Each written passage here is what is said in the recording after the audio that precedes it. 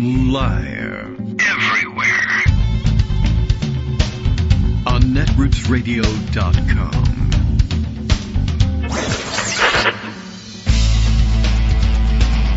David Waldman. Kagro. In the morning. Now, here's David Waldman. Hey, good morning, everybody. How you doing? It is Monday, November 18th. Are we right now? 18th. I'll double check that. Yes, 1-8. That's 18. November 18th, 2018, I guess. We'll just throw 18s into everything. 2024, of course, just so you're not, fooled into thinking that it is, 6 years ago. Though it might as well be, I guess, in certain respects. And, of course, we continue to, wake up each day and say, oh, yeah, right, shoot. I can't believe it. And then deal with the day as it comes to us. And Trump is sort of bringing back the chaos and the chaotic weekend, and we have to clean up the mess of rounding up what stupid things happened over the weekend, many of them stupider than usual, I guess. And so there's lots to catch up on. This morning's big, development, a development that has happened, that has caught the eye of a number of people on social media, including, I see Justice has seen it. I see that Darwin has seen it and sent it to me this morning. I'm sure Greg has noticed because he notices these things. Morning Joe and Mika Brzezinski are I don't know what. I'm sure they would deny that they're back in the Trump camp, but demonstrating at the margins the elasticity of never Trumperism. And realizing, I guess, that facing another Trump administration, if they are, somehow frozen out of access to the Trump administration, then they won't be able to XYZ, whatever it is they do during their 3, 4, 10, hour block on MSNBC. And, of course, that's what everyone's craving on MSNBC. More Republican-driven insiderism coverage of the Trump administration. Hooray. They went down to Pervalago Sex Dungeon to kiss the ring, and I guess there was a long line of people there to do that. I don't know if there's any...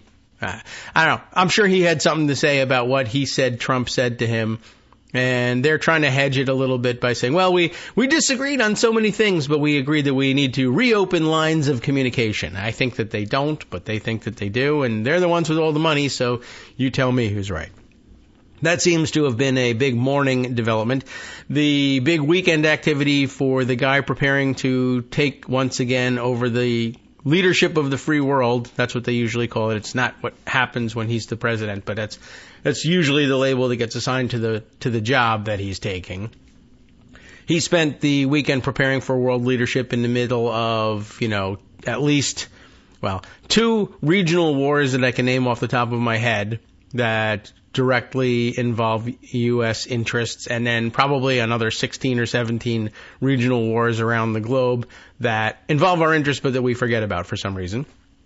But in preparation for that, the weekend activity was, hey gang, let's all get on the plane and go to a UFC fight. Now there was a big, heavily promoted boxing match, novelty really, boxing match between Mike Tyson, who's 100 years old, and another guy who's, normal-ish boxing age, although I think he's even a little bit old for a boxer too. And then I didn't know why they were promoting it so heavily every time I turned on Netflix, and then I found out over the weekend because they were going to have this fight.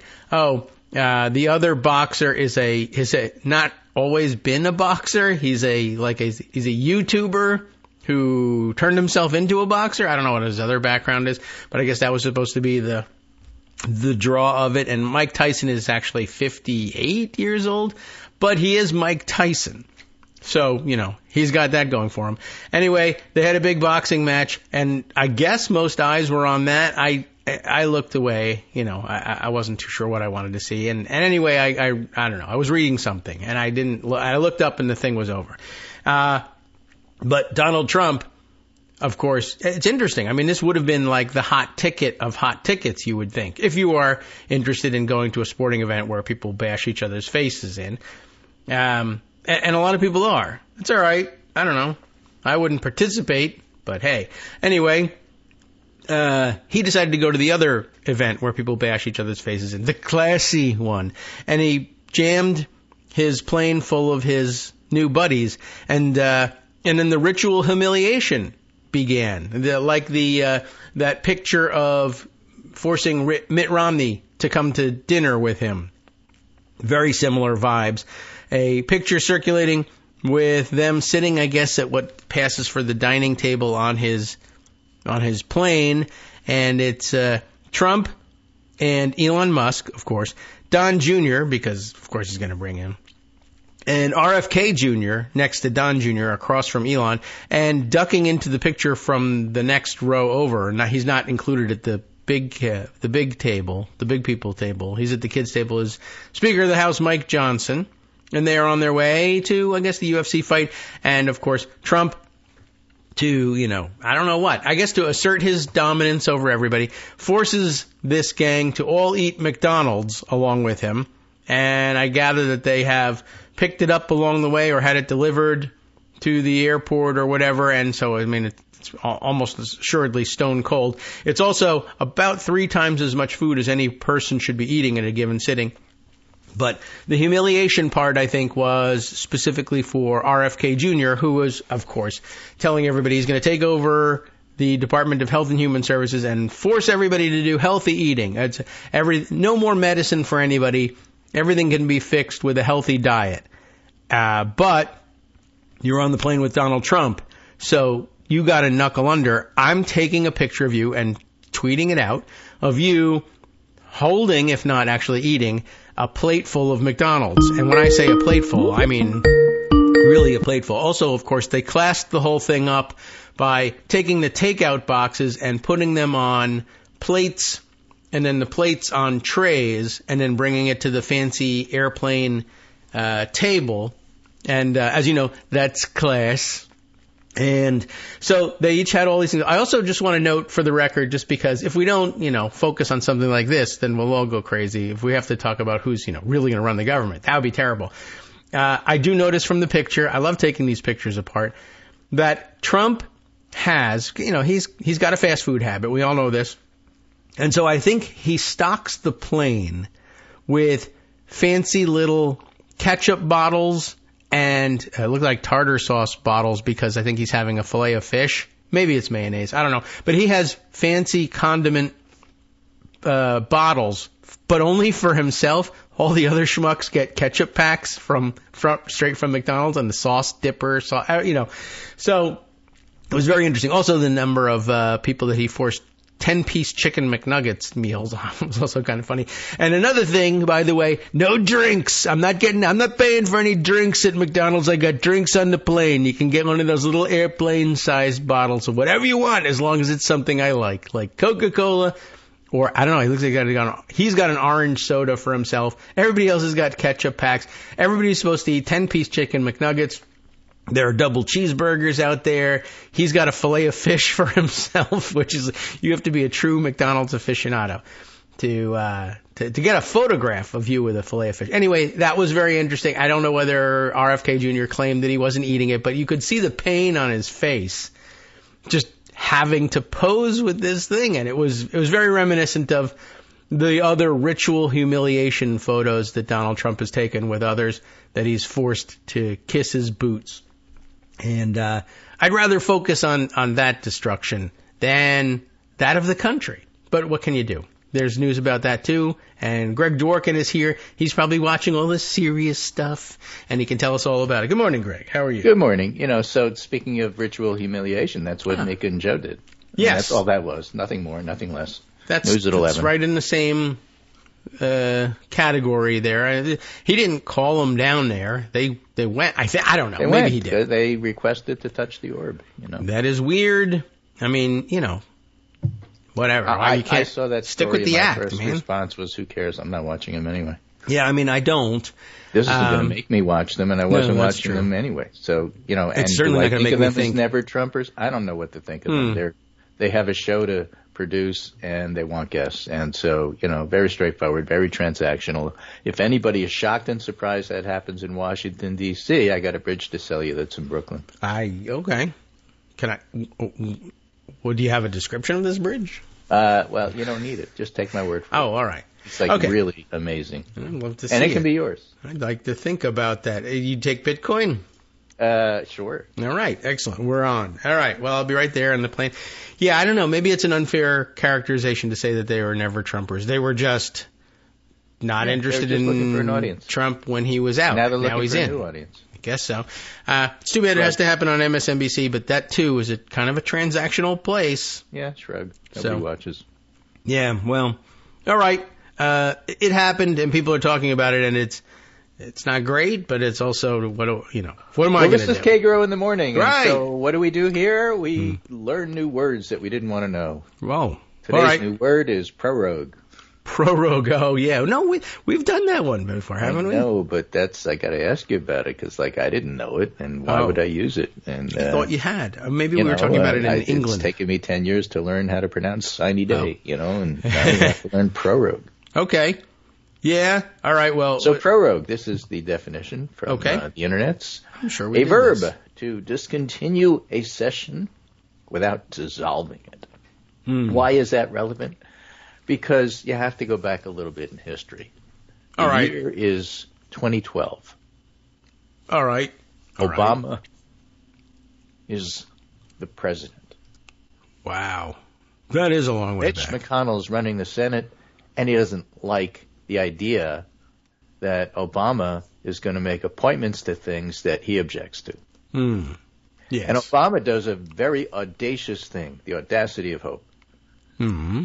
He makes high-level government appointments to the National Labor Relations Board while the Senate was holding these fake pro forma sessions just to stop him from doing that. And he did it anyway. Yeah, what's he trying to do? The Supreme Court said, no, you can't do that. The Senate is in session when it says it is, Stephen Breyer said. Yes. So, no, the Senate's in session. You call it a pro forma fake session. We say the Senate defines when it's in session, so therefore it's in session. Therefore, you can't make a recess appointment because you can only do that when they're not in session. And since that time, the Senate's pretty much continuously been in session. Yes, that's what they do.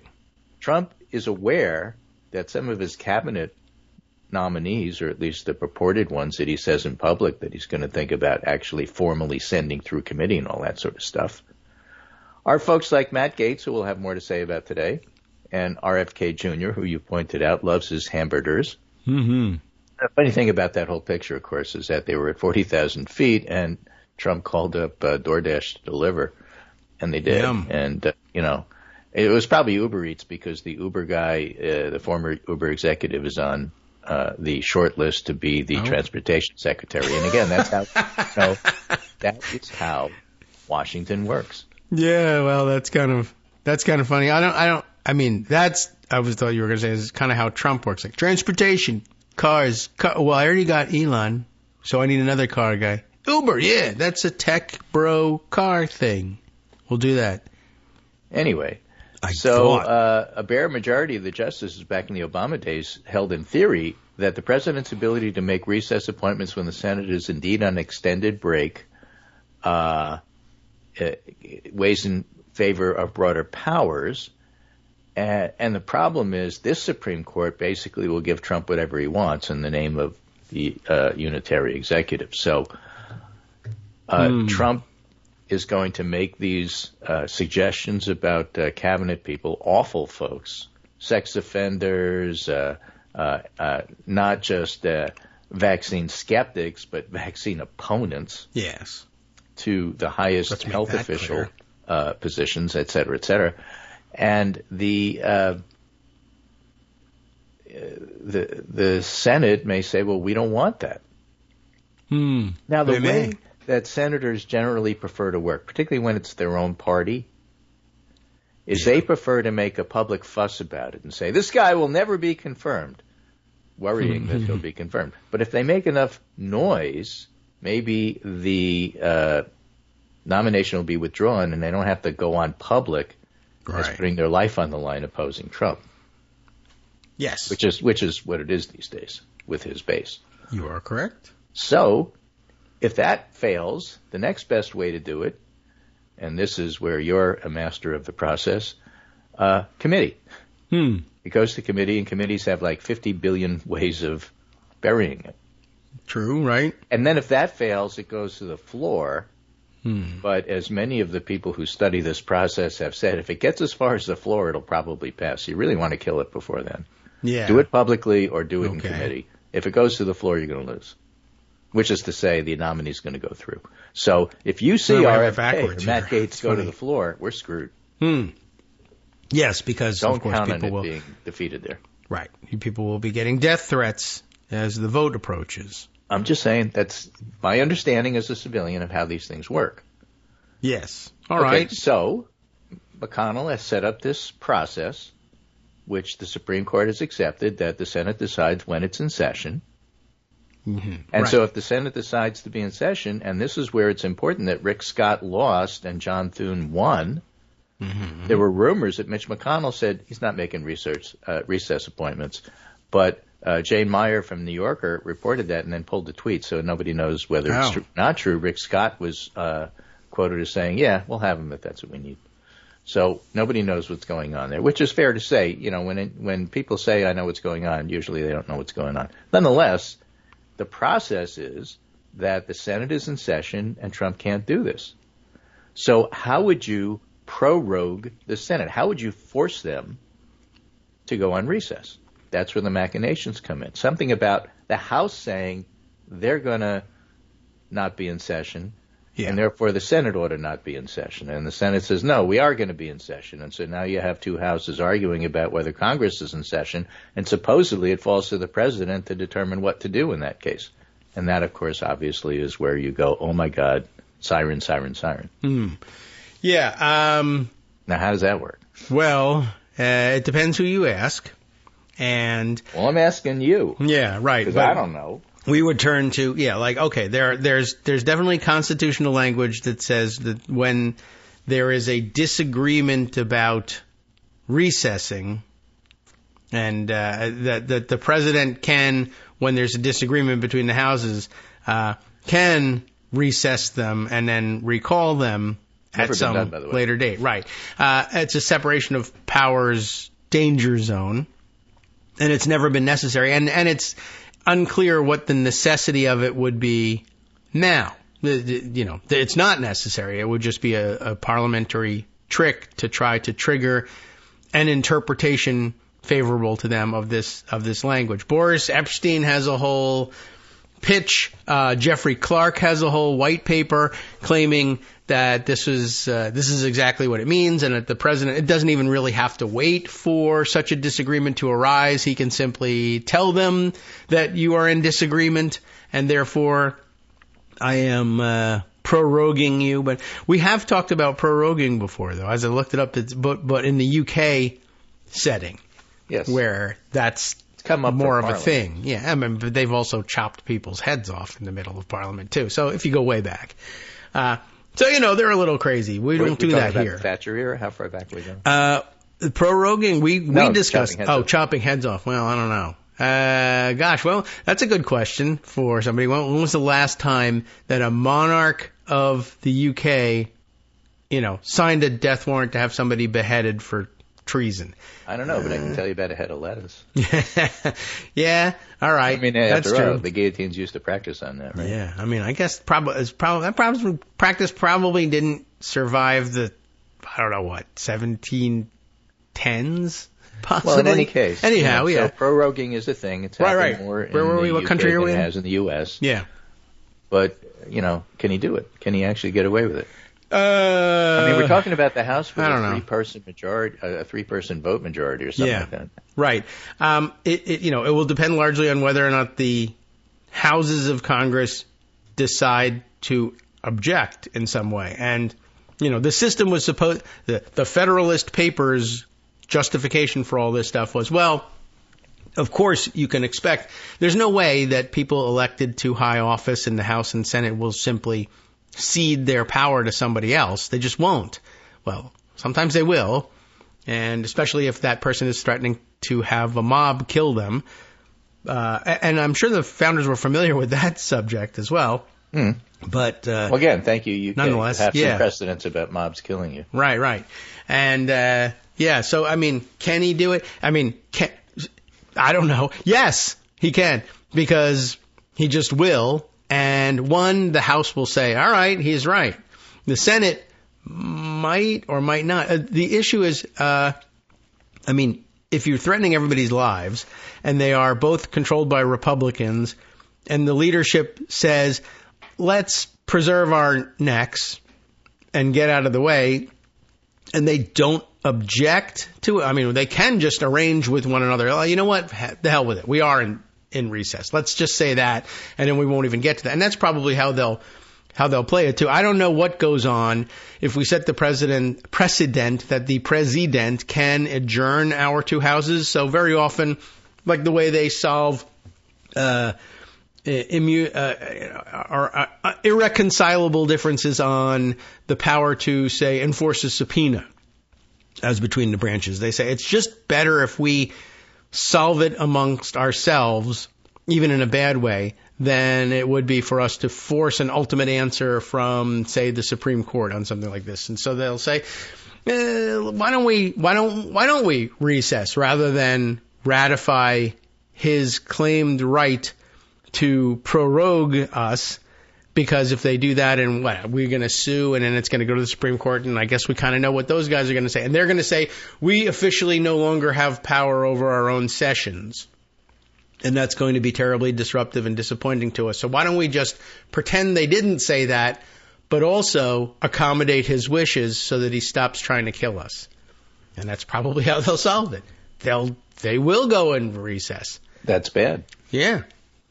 So, just the sort of thing that one should be aware of that's out there. Mm-hmm. Now, they might surprise you, but these days, like the last decade or so, if you're expecting Republicans to do the right thing, I think that died with John McCain.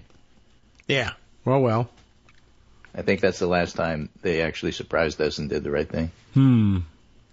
So, yes, well. So that's bad. Now, Ed Whalen, who's it's bad news for him. Good distinguished senior fellow of the Ethics and Public Policy Center, where he holds the Antonin Scalia Chair in Constitutional Studies. Let's just say he's a conservative lawyer. All right. Wrote a whole op-ed in the Washington Post about how Mike Johnson shouldn't do this. Mike Johnson should oppose this. Oh, yeah, he should. The thing that I wonder about just is how Johnson manages his three-person authority. Now, the majority leader of the Senate, just as a working thumb rule. Rule of thumb. Sure. Rule of thumb. Rule your thumb. Doesn't rule the House. My thumb? Doesn't rule the Senate. The majority leader is a persuader, but really doesn't have all that much power to decide how things are going to happen. Very different than the Speaker of the House, who has control over schedule. Used to be that with the Speaker's Committee controlled what went to the floor. That's probably no longer true under Johnson. But the fact is that if the Senate decides in its infinite wisdom that it wants to recess, and John Thune as an institutionalist says they don't agree with that, they're going to recess anyway. You can't stop it. Yeah. In the House, if the Speaker doesn't want something, usually they can. So very different dynamics there. Our problem, of course, is that the House probably wants it and the Senate doesn't, and so the House can get away with what they want to do and the Senate can't. And so, it's just, the title of my pundit roundup this morning is "The Worst Is Yet to Come." Don't give in, but the worst, and this is part of what the worst is. So if those proroguing attempts work, or even worse, if the Senate rolls over and says we don't want to go there because in some future date, some ruling now will make it even worse for us later, therefore we'll just give up and give him everything he wants and save our own skin. If they do that and we wind up getting a Matt Gaetz or an RFK Jr., it's going to be a whole lot worse. And that also means mass deportation will start on day one. They'll start with the criminals and then pick up everybody else afterwards. They'll allocate the money for it. There will be no rogue votes for proroguing. There'll be no rogue votes for blocking mass deportation. It's all bad. And so, if you think that this is what the American people voted for, with a margin of like 300,000 votes, 7 states, okay, well, that's what they voted for. So they shall make it. Democracy is letting the people get what they wish, and hopefully they get it good and hard. We have bad things to see, and it doesn't seem like the institution guardrails will hold, and that the process people have a way to stop this. That's just how it seems to me right now. Yeah, I mean, well, the only thing, I mean, I guess you just don't drop it in that, I mean, process people might ultimately not be able to stop it, but you can always attempt to delay things. They may also come up with ways to blow right through the delays. But if you can stretch out a process that, on day one we're going to do this to 20 million people, but you somehow hold it up in court so that it takes to about day 500 before they get the clearance to do it. That's 500 days for Donald Trump to drop dead. Well, it's also not a bad plan for your nominees, because the longer you hold off making them the position that you're asking for, more stuff comes out after the break. Right. We'll deal with the Matt Gaetz fallout from this morning, for example. Yeah. There's lots of fallout for lots of them, because there's about 6 rapists that he's appointed to positions. And we're going to talk about that. Yeah, excellent. It's 9:27, so we're not going to talk about it. It is. Well, we're going to play some music, and let's turn it into a music. Who the hell wants to hear more show? Let's just turn it into a music, but I have to wait 7 seconds. We should get that on our playlist. That's my favorite. I think that's the new national anthem. So, all right. By the way, last person beheaded for treason in the UK, Simon Fraser, 1746, I think. 1747. So pretty close, early 1700s. I should have given it an extra. I missed by 37 years, which in the grand scheme of things in UK's history, not that bad. Okay, so that's it in terms of beheading. There were more executions later. Hi, I'm Scott Anderson, the guy that writes the daily summary for this show, Kagro in the Morning. Thank you to everyone that supports this show. Many of you send donations through PayPal, Patreon, Square Cash, Radio Public, and so on.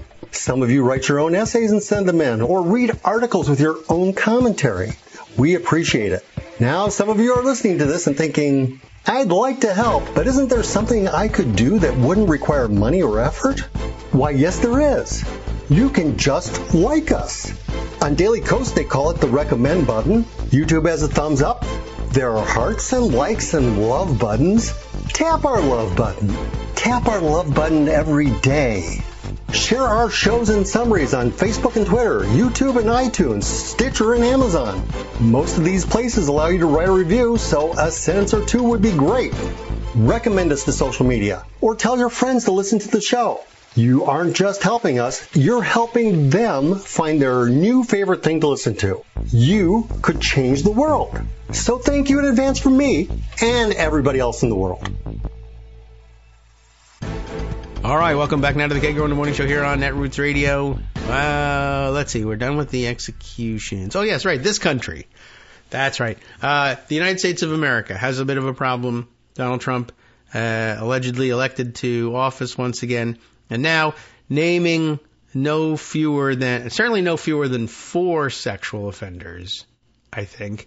But the big news, top headliner sexual offenders that are awaiting approval by the Senate or bypassing the Senate. Matt Gaetz and there's another one. But you wanted to start with Matt Gaetz. Is that right?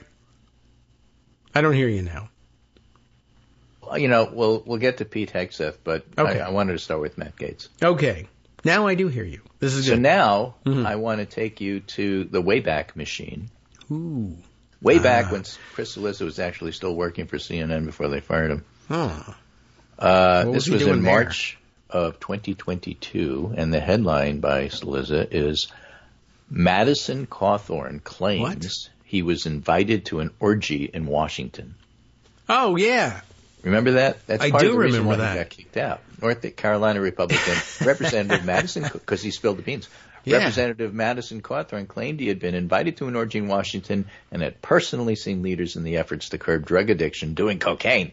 Wow. Yeah, that's right. Who was elected in 2020 as the youngest person ever to serve in Congress, made the comments during an appearance on the Warrior Poet Society podcast. Remember, podcasts were becoming a big thing, bypassing Morning Joe. So, right. Who cares? That's where the orgy invitations were going through, I think. You would get assigned you'd hear it in the podcast. If you're a listener, you're invited. Not here. We're not doing them.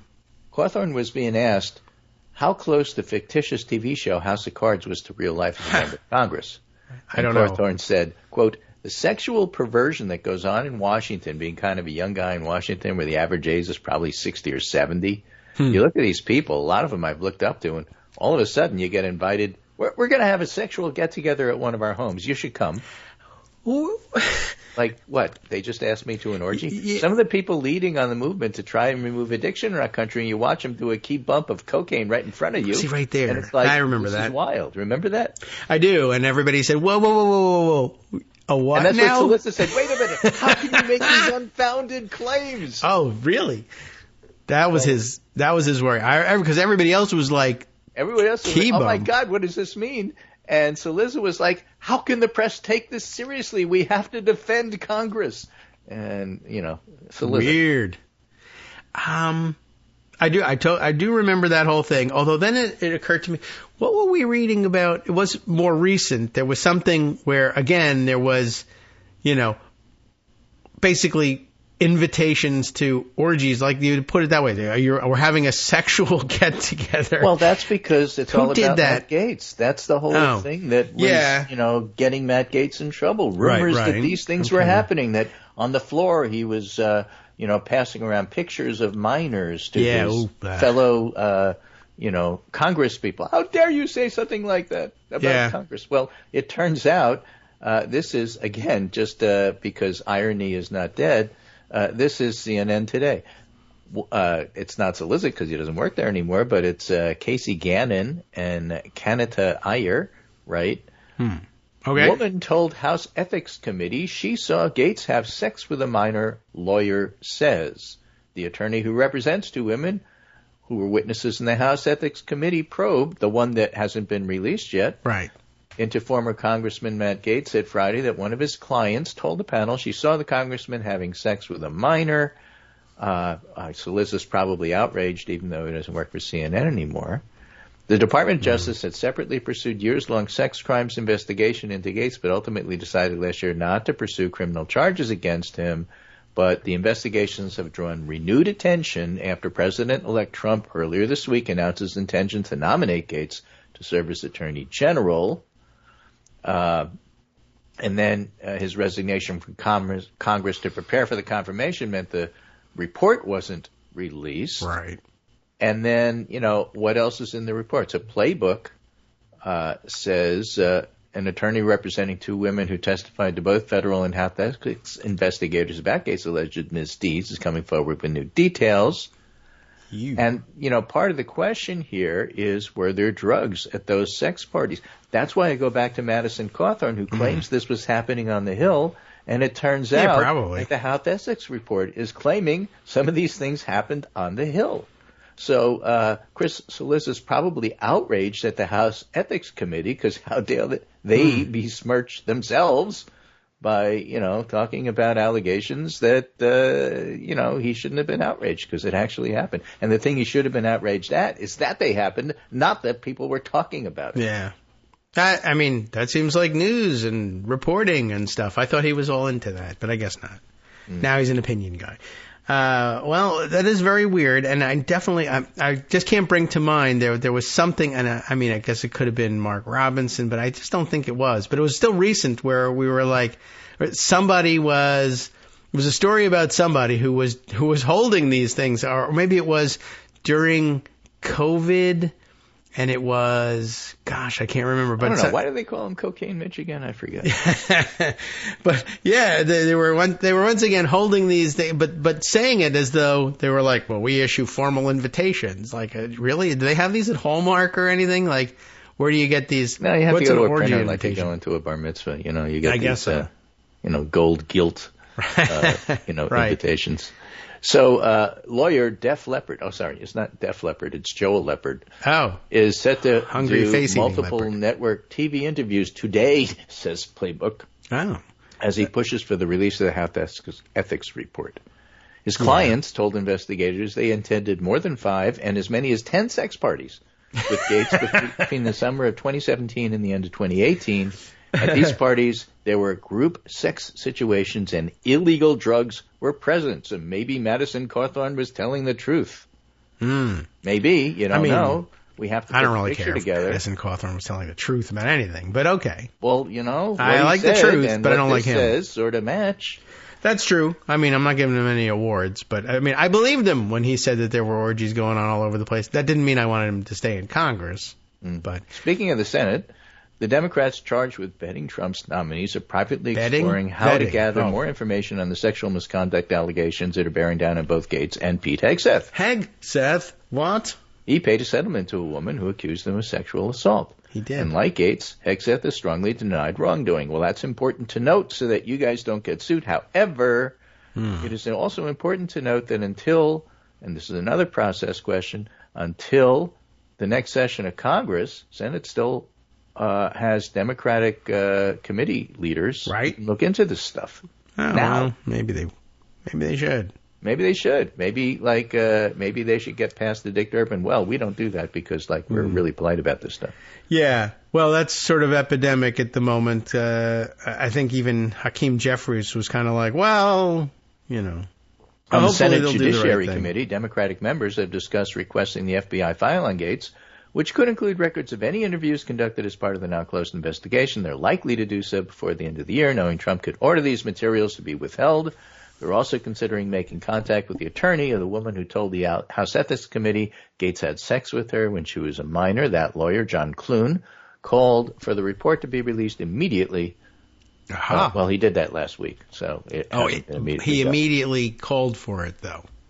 Even in the minority, Democrats will get the right to call witnesses during confirmation hearings, and they are discussing the possibility of calling the women to testify if they are willing. So Democrats can do things in the Senate in the minority that you can't do in the House as a minority. So, you know, it's not done yet. Yeah, there's lots of complications that are possible. I mean, this could go in any direction. You can't do any of that if, you prorogue the Senate. I guess that's true, too. You can hold fake hearings in a hotel. I'm not proroguing the Senate because I want to have recess appointments. I'm proroguing the Senate because I don't want these hearings to take place. Yeah, I mean, that's a tactic you could use. If you can do it, then you can do it. So, you know, there's a whole lot about this proroguing stuff. I hadn't even really thought about really that. Bad. Okay. That's why I wanted to bring it up. You know, thank you. It's a good idea. They're starting to go on uncharted ground here, and none of it's good. Yeah. So far, I don't know. I don't know whether I can categorize Democratic, officialdom's response so far, because it's varied. It depends who you ask. But it's interesting too. As I was watching the people complain about what they said was leadership response to some of these things, which was up to and including all right. Well, what about this ethics report? And aren't you going to demand that it come out? And I think I saw maybe Hakeem Jeffries just sort of kind of punting on that and saying, look, we hope that they do the right thing. We know what's in there. We know what it's about, and people have a right to see it, and they're trying to cover it up. And if they want to approach this from a bipartisan perspective, we're happy to cooperate with them. But otherwise, which was non-committal, but then other people which fine. Sort of. Although people were saying, well, why aren't we out there saying, as Republicans would if the shoe were on the other foot, look, I don't care about this technicality. Oh, gee whiz, he's no longer a member of Congress because he resigned in a rush, and kicked out and jumped out the first floor window to escape. We have this information. This is real. This is verified. The American people have a right to know. What are we covering up? They would absolutely be pressuring. And every Democratic lawmaker on Capitol Hill would be asked repeatedly by every reporter, do you demand that this thing come out? And that's not happening. And although then it occurred to me that over the weekend, is this sort of non-committal response from Hakeem Jeffries, is that a refusal to fight over this, or is this one of those situations where they're taking the advice of people who say, well, you know what, the Democratic inclination is always to help people when Donald Trump is attacking them and making their lives worse. Stop trying to help, just get out of the way and let them hang themselves. I don't know if that's categorizable as a response to, like, we're getting out of the way. You want to name Matt Gaetz? It's going to happen. You can force it through anyway. I'm getting out of the way. I'm not getting involved in whether or not this report comes out, and then we'll just, when it doesn't, because we didn't press for it, and even if we had pressed for it, you wouldn't have done it anyway, then we'll point and say, you're involved in a cover-up. You wouldn't release the report. You knew what there was, and you hid it from the American people. Yeah, I don't know I can't make up my mind which one he's doing. Is he jumping out of the way and ducking and covering, or is he saying, you're going to force him through whether you like it, whether we do anything or not. If we fight against him and you push him through, then it looks like we lose, and then you'll cover up the report on top of that and rub it in our faces. Or we can say, everybody knows what's out there. You're going to do this? All right. I'm not sure. Interesting. Sean Trendy, who is a Republican analyst, had an interesting thing to say. Oh, no. And that is that, talking about inviting everybody like RFK Jr. on Trump's plane and making him take a picture of him eating a hamburger as humiliation. Yum. The other humiliation is forcing senators to, confirm Hegseth, Tulsi Gabbard, Gates, etc. And Ezra Klein says these aren't just appointments; they're loyalty tests.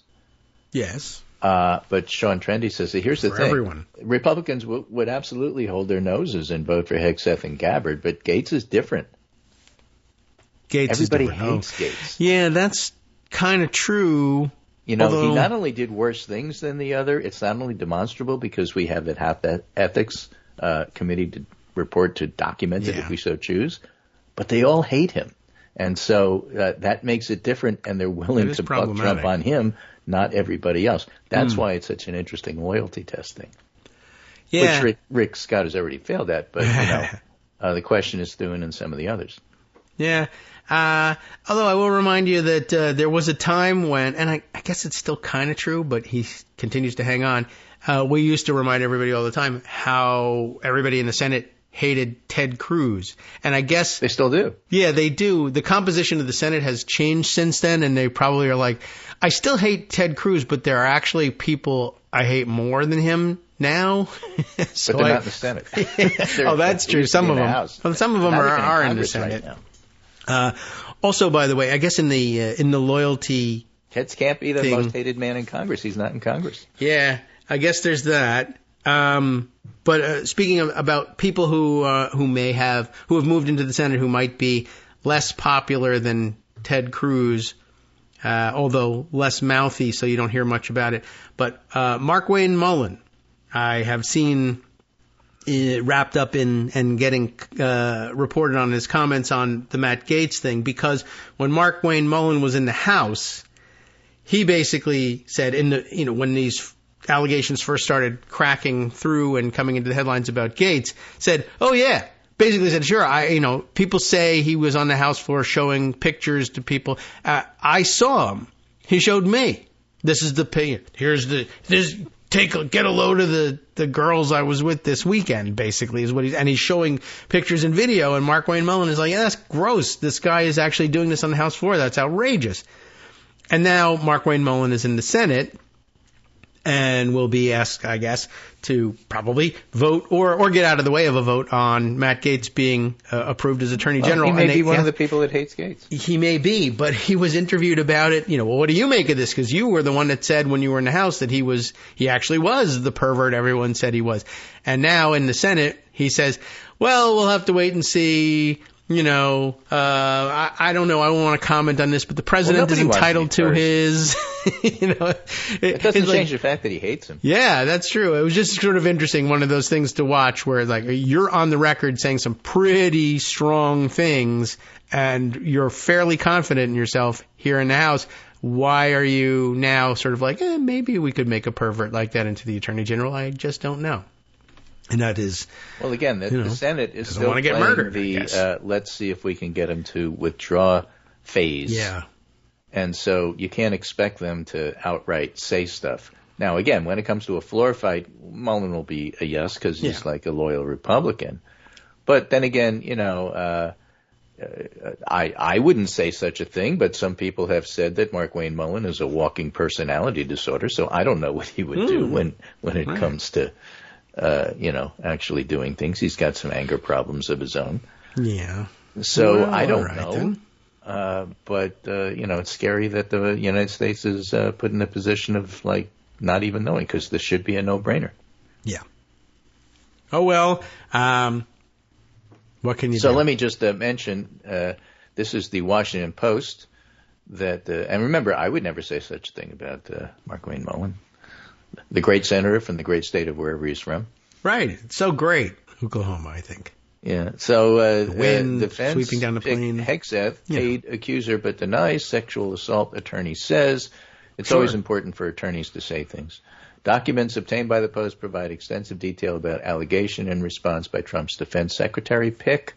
So there's a whole thing about that, and that's why you said there's been more than one. There's more than Matt Gaetz who's been allegedly accused of these things. Yes. The memo, a copy of which was obtained by the Post, alleged he raped the then 30-year-old conservative group staffer in his room after drinking at a hotel bar. The person who sent the memo to the transition team did not respond to requests for comment from the Post. Mm-hmm. I'm not accusing him of that. That's what the Post says. So the accuser, whose identity has not been made public, filed a complaint with the police alleging she was sexually assaulted days after the October 7th encounter, which was in Monterey, California. But the local district attorney did not bring charges. Police confirmed they investigated the incident after she threatened litigation in 2020. Hegseth made the payment, and she signed the non-disclosure agreement. Yuck. So far, Trump has stood behind Hegseth. So I don't know. There's these people are really bad. Now they are. Policies are very bad, extensive but just as individuals, they're really bad. They are, and the background on all of it on Hegseth, the circumstantial evidence against him in it is, that again, used to be enough to sink people. It's just so scary that it's not anymore. Yeah, and a little bit of leopard face eating angle on it too. A woman who's a staffer for a conservative organization whose job, as I understand it, at the hotel that weekend was watch out and make sure that Hegseth doesn't get drunk and sexually assault people.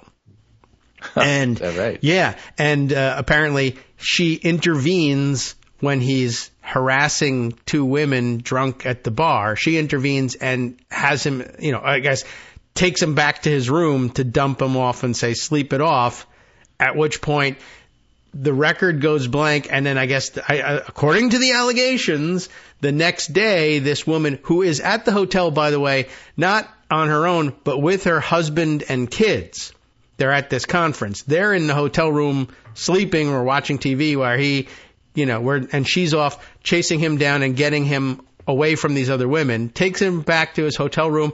Then XYZ happens. We don't know what it is, but she's then found wandering the hotel confusedly the next morning, blacked out about what happened between the time she intervened and that morning, and gets scared and goes to the hospital and gets a rape kit taken. And guess what happened? She makes allegations based on that physical evidence afterwards that Pete Hegseth personally, in fact, sexually assaulted her. And then something, he denies it, but then pays her a whole bunch of money. And, there's DNA evidence, but nobody knows what it is. But he's paying, but he denies it. So you tell me what happened. And the answer is, he's guilty. Thank you. All right. I've concluded it. Now I just got to get another 11 people in here to make this official. But you may be on jury duty. Maybe you can help me. Well, that's the story. Someone's sticking to it. I'll deny the whole thing. Yeah. Anyway, so that's what I want to leave you with. That's what I want to talk about. All right. Yeah, that's some story. I didn't. That's a bit of a downer. And we'll see whether his nomination survives.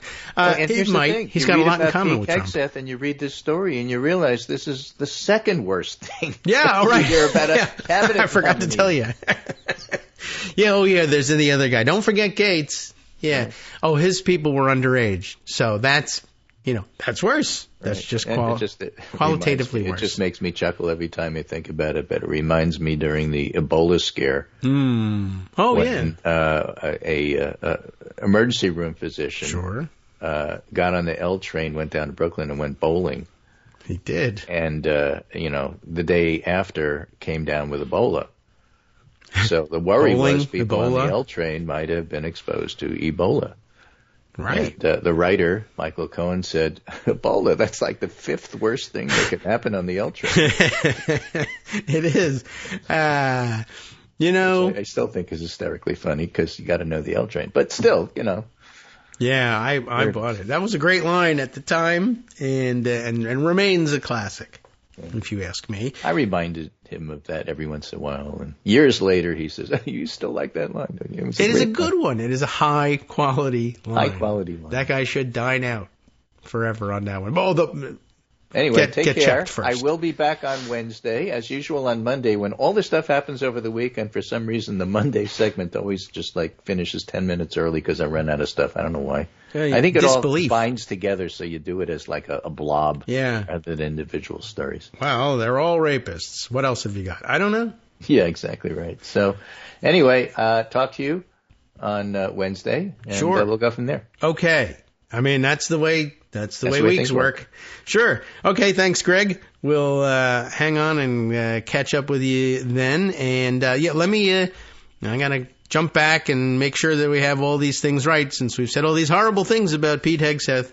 What is my source for all of this? Well, if I'm picking the right one, the one I have parked in pocket is from CNN, where Kristen Holmes and Caitlin Collins combine on the reporting under the headline of Trump's transition team caught off guard, allegedly, somehow, by Hegseth allegation.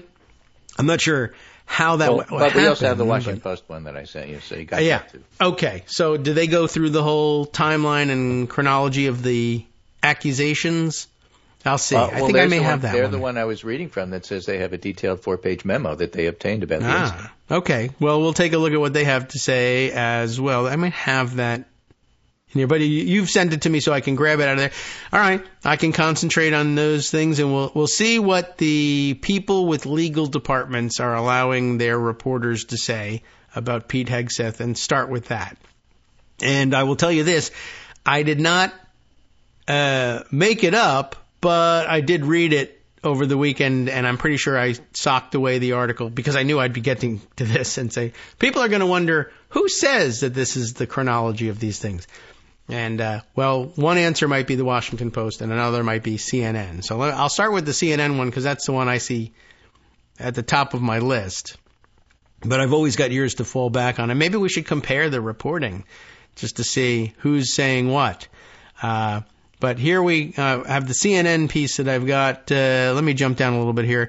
The campaign was brought information that aligns with what Monterey, California police described as an investigation into, quote, an alleged sexual assault, unquote, involving Hegseth on October 8th, 2017. So that jives with what you were saying. Hegseth was the speaker at a conference held by the California Federation of Republican Women. Oh, boy, don't invite... You. By the way, I mean, outside of the fact that he was at that point a bit of a known philanderer, I mean, other people are pointing out that this happens while he is married to wife number 3, having just divorced wife number 2. People were doing this chronology because we had to do this with, who was he married to? Who was Trump married to when he was with paying Stormy Daniels for sex at the golf outing? And the answer is, that was wife number 3, who was more or less, postpartum, having just given birth essentially to Barron, left her at home, goes off, same sort of story. But who invites Pete Hegseth to speak? Who invites men to speak at the California Federation of Republican Women? I mean, why not a Republican woman? Why not all Republican women to be speaking at the National or California Federation of Republican Women? That's just an issue that Republicans have, period. I mean, if you've ever seen the well-circulated photo on social media of a women's health conference being held at the Trump White House and that it's all men, at the table, and there aren't even women staffers sitting behind the principals at the table, then I guess you know what's going on. But there they are. Why is Hegseth there? He's a speaker at a conference held by the California Federation of Republican Women at a hotel during the time frame when the alleged assault took place, according to photos of the event posted on Facebook. So there's photo evidence that he was there. Hegseth has not been charged in any criminal case or named as a defendant in any civil lawsuit filed in Monterey County since 2017, and his attorney denied any wrongdoing. Why? I don't know. But maybe death threats. Anyway, the nature of the allegations caused incoming Chief of Staff Susie Wiles, a woman, in case you're a Republican woman, as a matter of fact, to question Hegseth during a call on Thursday, a source told CNN. Wiles asked Hegseth, I guess straight up, if there were any other issues the team should be aware of moving forward. I don't know whether, I guess she didn't consider this one to be a derailing issue, or is this going to get worse? We can deal with what we've got. Hegseth wasn't ever vetted by an outside firm before he was announced. Remember that Trump's team has announced that they weren't going to bother having anybody vetted by the FBI. But maybe they can't get them vetted by the FBI just yet because they're not in office. But they said they were going to be bypassing FBI vetting anyway and using an outside firm that would give them the information that they wanted. But as it happens, with Hegseth, they didn't even do that. So that's interesting. Maybe because they knew what they were going to get, or they couldn't get settled on a price. How much do we have to pay you to pretend that you are an investigative outfit and didn't know about this widespread or widely known incident? And couldn't get to a price on that. Couldn't make a great deal on that one. So it says here, some people who previously worked for Trump when he was last in office and briefly considered Hegseth. Oh, yes, right. This is an important thing, too. Though let me not miss the music intro here. Here we go. This is rather incredible, I guess, right? How could you let this pass? I don't know. Well, what do we know is, Hegseth, we just plucked them off the air here, and we didn't know about this thing. Well, guess what? Some people who previously worked for Trump when he was last in office, remember he once was, when he was last in office, apparently he briefly considered Pete Hegseth to run the Department of Veterans Affairs, and they said, no, you can't do that because he's an alleged rapist. What? Oh, and then they forgot in the interim. All right, welcome back now to the Kagro in the Morning Show here on Netroots Radio. Let me tell you a little bit more about what CNN had to say about Pete Hegseth. We jumped out right in the middle of the exciting part. I guess I'll say, reflecting on what we read just before the break, if it even made it onto the air, we'll do it again. But reflecting on that, I guess it's not necessarily the case that it was this incident that people had in mind when at some point, it depends on the chronology, at some point during the previous Trump administration, 2017 to 21, when they at some point considered Pete Hegseth for a cabinet position last time and then scuttled the nomination on fears that he had a troubling past with sexual assault. They may be thinking of a different incident, or it may be that at some point after, what are we talking about? It was October 7th, which was by the way, October 7th. Bad day. Definitely getting a bad rap, October 7th at this point. This was October of 2017. So maybe, at some point they're thinking about him as a second round VA secretary. Remember how much churn there was in the first Trump administration. That, everybody, about 50% of the cabinet, the initial cabinet, became never Trumpers and then either got fired or quit or what have you. But and then he just filled all these jobs with acting people, et cetera, et cetera. But anyway, I don't know what they. And also, the VA had a weird history. Wasn't there at some point where in the Trump administration it was essentially being run by a cabal of 3 billionaires who like to hang out at Pervalago and tell him that they would, we'll run the VA. You just get us some figurehead to say they're the VA secretary, and we will secretly, wasn't it like, Ike Perlmutter, like the Marvel guy who was one of them? And I don't know. There was a weird combination of Trump cronies. We can look that up. And note to self as we try to figure out who was it that we were talking about recently who said that they were constantly being invited to sex parties. And like, how does that even happen? Why? Who's having these things? Who was it? I can't remember. All right. Well, I'll do my best to figure that out at some point during one of the breaks. Back to the story. The campaign, where were we with this, though? I had jumped down to here, where Hegseth wasn't vetted this time around, but some people who previously worked for Trump when he was last in office briefly considered Hegseth to run the Department of Veterans Affairs, noted it was short-lived, the idea that he should run VA, for similar reasons without citing specifics. So it may have been they had gotten word of the October 2017 sexual assault. It may have been, I hadn't even heard about that one. I was thinking about an earlier or perhaps later sexual assault. It's unclear how many sexual assaults the people vetting him for the VA the first time had heard about. I mean, we have to leave that out there as well.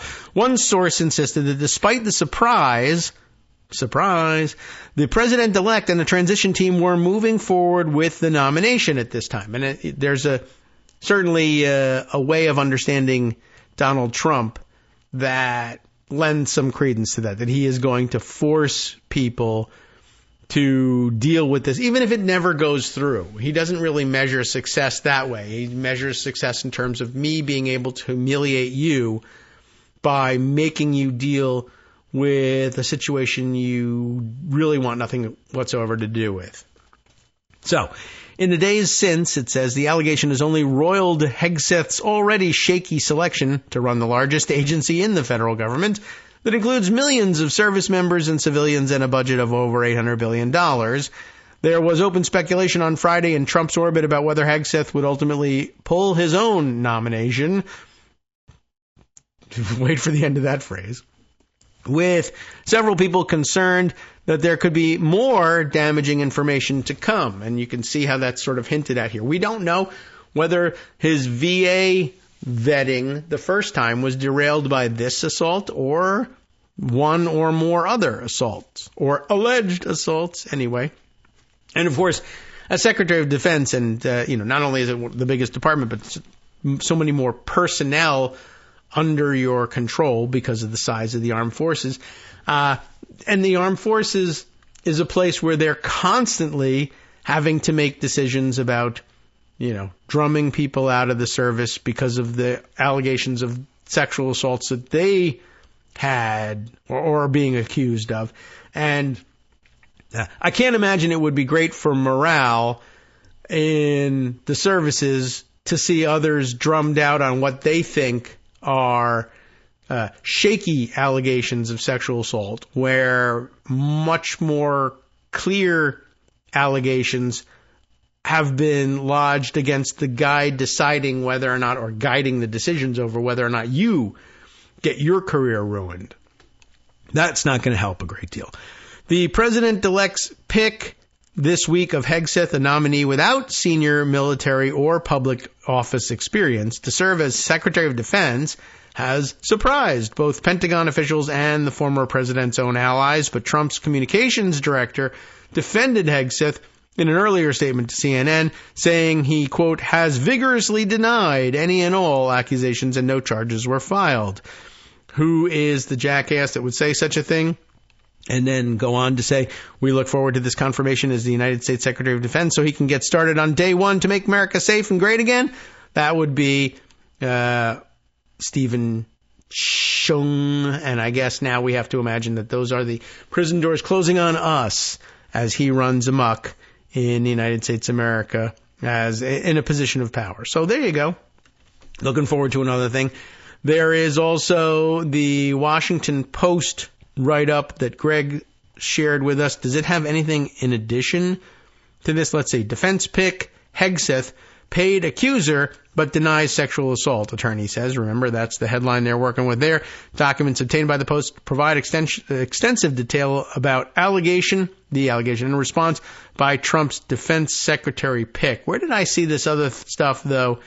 I may have to, I'll scroll back and see if I can find where I saw this information about the chronology that day and how come it wasn't in the story I picked up, and where were the links to. I got to kind of scroll back and see if I can't find out about this one. But gosh, there were so many things going on over the weekend that were outrage worthy. We'll see whether we get to whether it's easy enough to find this thing or not. But I'll scroll back, and we'll also read through the Washington Post version of this story and see what gets brought to light there. Oh yeah, oh gosh, there are so many things happening over the weekend that were, as I say, worthy of time and outrage. Really, just my blue sky timeline over the weekend. It doesn't actually necessarily match what's in pocket. There are some things that I decide to, are definitely worth bringing up, but then along the way, I usually find out and say, oh, you know what? I changed my mind. We should be concentrating on this other thing instead. Well, it's may have been buried under 10,000 other things here, but we'll see. Anyway, let's take a look at the Washington Post version of it and see whether that offers us any further hints. But it's definitely a topic of conversation on social media, which I guess I shouldn't have bothered pursuing unless I had the links, or at least the links to the claims being made, so I could tell you who's making them. But again, over at the Washington Post, we've got the story of Hegseth, reported by Michael Kranish, Josh Dawsey, and Jonathan O'Connell, where Hegseth, the pick for Secretary of Defense, paid a woman who accused him of sexual assault as part of a non-disclosure agreement, though he maintained that their encounter was consensual. That's often the claim, and often false when it's made, but okay. Hegseth's attorney, Timothy Parlatore, said that Hegseth was visibly intoxicated at the time of the incident. That actually not supposed to be helpful in the defense, but okay. And maintained that police who were contacted a few days after the encounter by the woman concluded that the complainant had been the aggressor in the encounter. Police have not confirmed that assertion, but there it would matter, for instance, if it were actually documentably the case that, one, that she was there as Hegseth's minder, and two, that she was also checked into the hotel with her family. It would be extraordinarily difficult to believe that she was the aggressor in all of this if her family was at the hotel and expecting her back, momentarily. It's one thing, people go away for the weekend, they're without their families, flings happen, but I don't think that was the case here. If the family was there, it would be high-risk behavior at a minimum, and difficult to believe, from the outset. But then again, we are in the cocaine and sex party crowd, so who knows what we can say about that. So Hegseth agreed to pay, for some strange reason, an undisclosed amount of money to the woman because he feared that the revelation of the matter would result in his immediate termination from Fox, where he worked as a host, the statement said. Now, I guess we could say a little bit about that as well. On the one hand, you might say, what? That's not going to get you dismissed from Fox. On the other hand, they were at, I don't know, let's say when, the timing. When were they in the middle of all their revelations that, also Fox is sex abusers from top to bottom. And we began seeing people fired for that reason. And I guess if that was happening in the middle of all of this, then maybe you had better reason to think that you might be terminated. This statement came after a detailed memo was sent to the Trump transition team this week by a woman who said she is a friend of the accuser.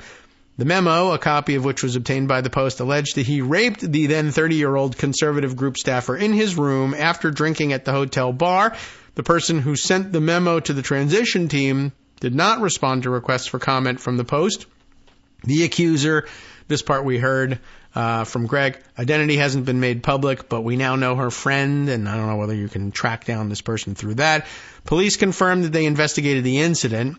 After she threatened litigation in 2020, Hegseth made the payment, and she signed a non-disclosure agreement.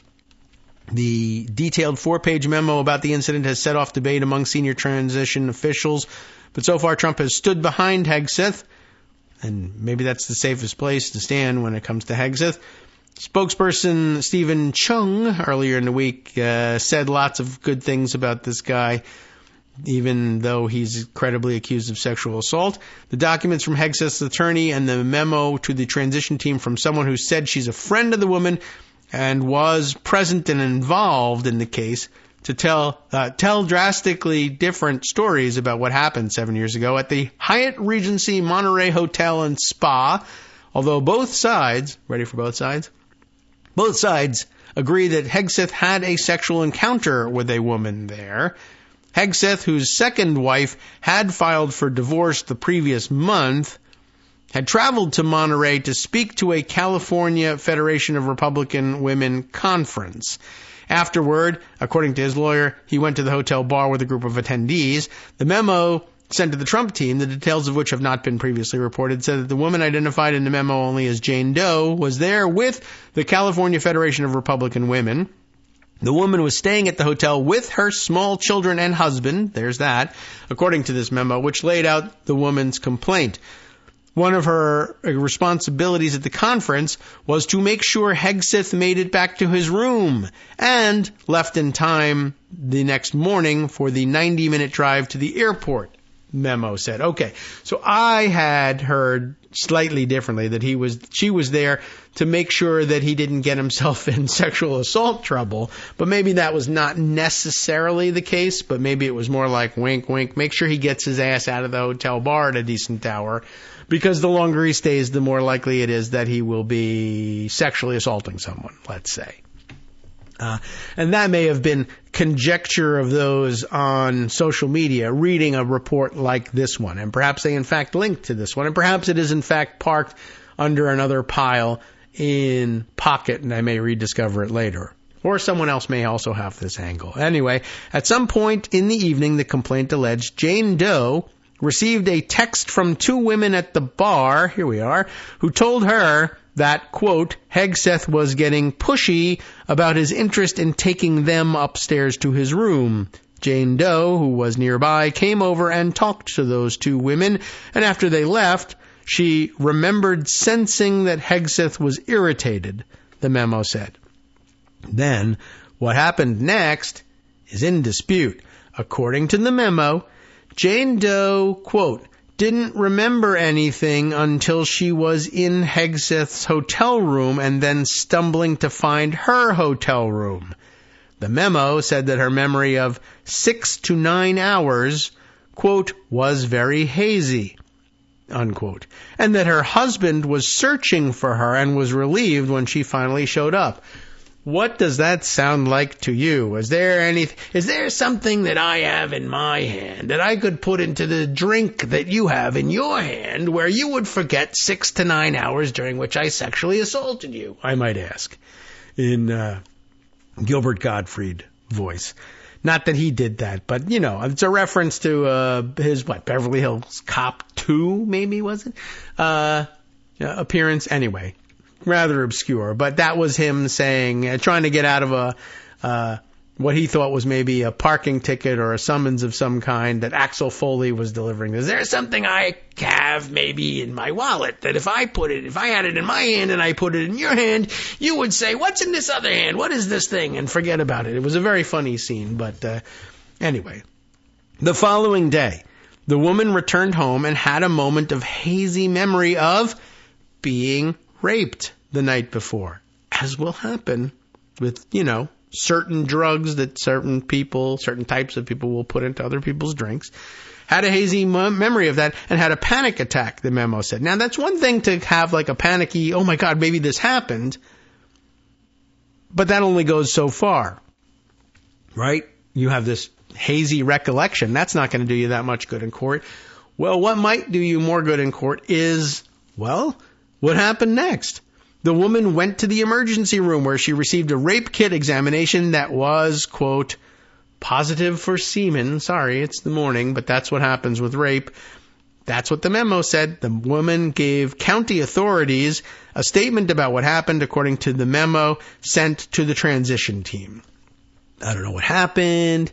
She's married, yes. But she's at this, weekend event at a nice hotel and spa. Yeah, but her husband and kids are there and looking for her. And then there's this hazy time. And then, I don't know what to tell you, but the things that indicate that sex happened are now present. And the things that indicate that it was non-consensual are also present. I.e., I have no clear memory of what happened for 6 to 9 hours, and my family is searching for me, and I'm wandering the hotel, and I don't know what happened, and I just pulled this guy away from sexually assaulting these 2 women, and instead he turned his attention to me. That's a story that kind of hangs together. Her statement has not been publicly released. The city of Monterey said in a statement Thursday that its police department investigated a sexual assault allegation against Hegseth with no charges filed. The friend of Jane Doe wrote in the memo that she had been in the presence of the woman at various events for 15 years and had never known her to be irresponsible, drunk, or ever of questionable character. I mean, that's what she says. I don't know. At any rate, Hegseth, according to the statement provided by his lawyer, encountered the woman at the party at the bar and said that she went with him to his room afterward. And her story being she was sending him back to his room so that he could, she could fulfill her job responsibility to make sure he didn't get himself in trouble. Witnesses stated that Mr. Hegseth was visibly intoxicated, but the complainant was not. Well, that don't help him. And she led him by the arm to his hotel room. The statement from Hegseth's lawyer said, he said that video surveillance confirmed the 2 were walking with arms locked together and that the woman was smiling. Now, she was almost certain. Now, that's true. The defense will point to that and say, see, it was consensual. In fact, she was even the aggressor here. Is she smiling? Is she grimacing? Is she smiling through the pain and embarrassment? I don't know. Is she holding onto his arm because he's wasted off his ass and she's supposed to drag him back, and that's one of the easiest to grab body parts to guide somebody like that? Sure. But is it possibly something else? Possibly. According to Hegseth's lawyer, once the 2 were in his hotel room, the woman did not leave and, quote, was the aggressor in initiating sexual activity, even though she was due back to Netflix and chill with her husband and family. Sure. After the encounter, the woman, quote, expressed concern because she had not gone back to her room, according to Hegseth's lawyer. And that could certainly be the case. 9 hours later, this is terrible. Why am I even here? I was supposed to go back to my room. That's expressing concern. Now, if the follow-up statement is, I understand, you gave me a roofie and raped me, well, they left that part out. But she was expressing concern that she hadn't gone back to her room, you see. That's some lawyerly trick. Hegseth told police that she planned to tell her husband that she had fallen asleep on the couch in another guest's room, according to the statement, which, of course, may or may not have been something that she said as she wakes up from the haze of having been roofied the night before. I don't know. Hegseth's lawyer also alleged that the medical examination of the woman, quote, produced no evidence that the sexual contact was non-consensual, but that's not what I guess that's not true. I guess if there's no evidence of force being used, I guess you could say, well, the evidence of that was missing. That doesn't necessarily determine the nature of the encounter. But some of the things we might expect to see in a rape kit, perhaps bruising, cuts, scratches, what have you, if they're not present, they're not present. It doesn't determine whether or not this was rape, especially if you're talking about using drugs that knock you out. But then there could be presence of that in the blood as well. Are they saying that wasn't there, or is this just lawyerly wording? All right. Well, at any rate, Hegseth's lawyer said that it produced no evidence that the sexual contact was non-consensual and that the police investigation found no evidence to support charging Hegseth. The woman's friend said in her memo to transition officials that she believed no charges were brought because the woman could not recall all the details, and it became a he said, she said situation. Dean Filippo, the Monterey County District Attorney at the time of the incident, said in an interview on Saturday that he had no recollection of the allegations. He said he had never heard Hegseth's name until he read the news of his potential nomination to the Pentagon job. I just have no recollection of the incident at all and hadn't heard the name before. Could be. Filippo, who ran the office for nearly 30 years until January of 2019, said he would counsel his staff to alert him if the case had the potential to become high profile, such as allegations involving Hollywood stars. I would hope my staff would see that if something had the potential of publicity, that they would have let me know so we could prepare to handle that, but I just have no recollection of that in this instance, he said. Filippo, now in his mid-80s, who may not have recollection of anything, said the office took allegations of sexual assault seriously, collected as much evidence as possible, and tried cases it thought it could prove. Is there proof beyond a reasonable doubt? That's what we have a responsibility to in our business, and that's what goes to the question of do we go ahead. The current district attorney, Janine Paccioni, maybe? P-A-C-I-O-N-I. Paccioni, did not respond to a request for comment. Sometime after the incident, the woman and her husband hired a lawyer to ensure Hegseth didn't get off without punishment. According to the memo sent to the transition team, Hegseth's lawyer proposed that they sign a non-disclosure agreement, the details of which have not been made public. The memo said the agreement was signed about 2.5 years after the alleged assault, Hegseth's lawyer said. Hegseth's attorney said that 2 years after the incident, the woman began to make noise, Hegseth's attorney, about filing a lawsuit, prompting Hegseth's attorney to send a cease and desist letter. I wonder whether it has prompted the woman's husband to think about whether or not Hegseth will ever fall out of a window at some point. Parlatore provided a copy of that letter to the Post, dated February 2nd, 2020, with the recipient's name redacted, in which he wrote that, quote, should you choose to proceed with the filing of a frivolous lawsuit against my client has directed our firm to pursue all available remedies against you. The letter went on to say, both you and Mr. Hegseth have spouses, families, and children that you undoubtedly both love very much. Wow. And a public fight is not in anyone's best interest, especially in a case like this where both the law and the facts are against. Just against. Against you? No, I don't know. It's just against. But, yeah, I mean, there may be other considerations here, of course, but it sounds to me like her husband understands the situation. It's not like they're going to spring it on him and she's going to be accused of cheating on him. I mean, that's what they'll allege. But I think at this point he's probably prepared to absorb that and brush it off. I'm not so sure that they have, that much leverage over them. They may get their money back, be able to sue back because of breach of the NDA, but I don't know if that matters so much to these guys. In December of 2020, the woman hired a lawyer who entered into negotiations about the matter, Hegseth's lawyer said. In his statement, the lawyer said that Hegseth strongly felt that he was the victim of blackmail, an innocent collateral damage and a lie that the complainant was holding on to keep her marriage intact. However, knowing that it was the height of the Me Too movement, Hegseth ultimately decided to enter into a settlement for a significantly reduced amount. The statement did not specify the requested or reduced amount or when it was paid. So, there you have it. He is allegedly a bit of a scumbag. But, only allegedly. All right, let's see. Other things I wanted to throw in there. Oh, yeah, right. There was Hegseth's, there's more on Hegseth. If you don't know what to do about his, yes, you do. But if you want more about what a scumbag Hegseth is, there is this other angle. Remember the tattoos situation, right? Greg reminded us of the weirdy tattoos, weirdy. Yeah, it's a word. I don't know. We'll make it up. Weird tattoos that he's got. What do they mean, et cetera, et cetera? Well, they've been interpreted by military officials and found to be not good, essentially. Pentagon pick, that's Hegseth. Left guard, that's the National Guard, where he had his experience, after being reported as possible, quote, insider threat due to tattoo. Yeah,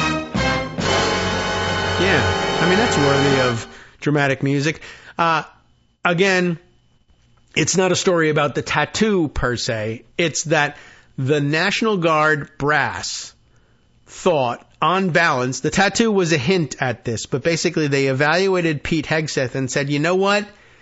It's actually more likely that he will be a traitor and dangerous to the national security then that he'll actually be a good soldier. It would be preferable for us to bounce him out of the service as a national security threat than to let him continue serving. That was the official conclusion of the National Guard. You know, the military. And now, of course, just like everything else with Donald Trump, right? You know, you're accused credibly of crimes on all levels against states, localities, and against the national government as well. Well, not if I'm the president. Well, no, not if I'm the Department of Defense chief. Hi, everybody. It's me, David Waldman. Yes, the same guy who interrupts you all the time. Interrupting you one more time just to tell you again, another reminder that your contributions are what keep this show on the air, and Patreon.com, Patreon.com, is still among the easiest ways to make the sustaining subscription donations that keep us afloat. Are you ready for the pep talk about how our Patreon campaign is still going strong and growing? Well, too bad. Yeah, the plain fact is we actually are headed in the wrong direction, and whereas we once had about 175 monthly patrons, we're now actually down below 150. Time to recruit some more. Not exactly the kind of news I wanted to share, but there it is. For those of you in a position to support the show, Patreon.com does make it easy to make those secure, recurring monthly contributions to do so. Patreon.com/KagroX gets you straight to our donation page. We've been through a lot together. The worst of the pandemic, we hope. The worst of the insurrection, we hope. So go ahead and treat yourself. You don't need an excuse. Give yourself the gift of a little something you enjoy in life. Support the show. And of course, if you happen to prefer using PayPal or even the Square Cash app, we're up and running on those options too. So thanks again, everyone, for all your support. We couldn't, or at least shouldn't, do it without you. Hope you'll be on board soon too. Thanks for all your support. All right, welcome back now to the Kagro in the Morning Show here on Netroots Radio. I guess it's going to be all Pete Hegseth today, although, you know, there's so many other things I want to jam in here, but I guess let's get the complete story on the complete story on what's available so far on Pete Hegseth. Who knows what else is around the corner. Explanation of this tattoos situation. Pentagon pick left guard after being reported as possible insider threat due to tattoo. Again, don't focus on the tattoo. Focus on the fact that somewhere the military brass said, this guy is actually an insider threat. We don't want him in the military. We're trying wildly to recruit just about anybody, dropping standards, so it is claimed, in some areas, so that we can get more people into the military, and yet this one is so bad we need to kick him out. And also, the tattoos were a hint at that, but we're not worried about what's on his body, we're worried about what he's going to do. So, subheader here, Pete Hegseth, now the nominee to be defense secretary, was barred in 2021, ancient times, from serving in support of Joe Biden's inauguration as a National Guard member after an intelligence officer posted concerns to social media. He was a well-known conservative figure at that time. He had, of course, it had been 17, 18, 19, 20, 21, 4 years since he had allegedly, well, I guess it's not 4 years, closer to 3 years because it was late in 2017. About 3 years after he allegedly is involved in this rape incident in Monterey, California. But it's not that that's bouncing him out of the military. It's that he is an outspoken, loudmouth Republican a-hole and conspiracy theorist and is active in the National Guard, and there needs to be a National Guard presence at Joe Biden's inauguration because just weeks before, or actually just days before, there had been an insurrection attempt led by Donald Trump for which he was criminally charged, but which he won't stand trial for because now he's the president again. But anyway, Hegseth caught up in his own situation. Maybe we shouldn't have conspiracy theory spouting supporters of Donald Trump, the leader of the late insurrection, guarding Joe Biden during his inauguration. And in fact, the only way for us to make that not happen is to kick him out. What other evidence do we have against him that he is an insurrectionist a-hole? Oh, he's covered his body with insurrectionist a-hole art. Okay. Well, guess what? In our view, That'll do the trick. Aaron C. Davis, Alex Horton, Dan Lamoth, and Evan Hill reporting for the Washington Post. The day after the D.C. National Guard was deployed to secure a U.S. Capitol, desecrated by January 6th rioters. Remember, smearing feces on it as well. A photo of one National Guard member, his tattoos clearly visible as he emerged shirtless from the Hudson River after a charity swim, circulated in an online chat of military and intelligence officers. The soldier was well known among the group as the Fox News host, Pete Hegseth. But in a moment of high national anxiety and with the Guard set to protect the Capitol ahead of Joe Biden's inauguration, some in the chat raised concerns about his tattoos, i.e., they knew what the those things were. Oh, I'm not supposed to say that, right? Note to self. Well, I'll let that one go. That's early on in the second Trump administration. But what the F those things meant. Do we leave that in? Special treat. The soldier was well known among the group, right, as Fox News host Pete Hegseth. They raised concerns about his tattoos because they knew what they meant. Travis Akers, then a naval intelligence officer, paid to know these things, told the Washington Post that he looked further and spotted a close-up image Hegseth posted of his bicep muscles. Biceps months earlier that clearly showed the Latin words Deus Vult. We've talked about that in the last couple of days. Researching the phrase online, Akers found that it was a Christian battle cry from the First Crusade in the Middle Ages, God wills it. Now, the defense currently is, what's wrong with saying God wills it? He's a very religious man. It's a Christian motto, as J.D. Vance says. It's a Christian motto. Well, lots of things can be disguised that way. Like, oh no, I can't believe you guys are attacking Charles Manson for having a cross tattoo on his forehead. Well, it's a different kind of cross. Well, it's a Christian symbol and an Indian symbol, as it turns out, but a Hindu symbol. But no, it's a swastika on his forehead, not a cross. But cross it is. It's nonetheless, these two lines do cross. So come on. Right. Well, what's wrong with saying that? Well, it's got some very specific usage. Though the phrase remains in use among some ordinary Christians, especially Catholics, Akers and his research showed that it had become popular with the Proud Boys and 3%ers and other extremist groups that participated in the siege at the Capitol. So, again, you're about to make assignments for personnel to guard the Capitol. And should we include this guy who has the same tattoo that a lot of the people we arrested for the insurrection have got? Let's say no.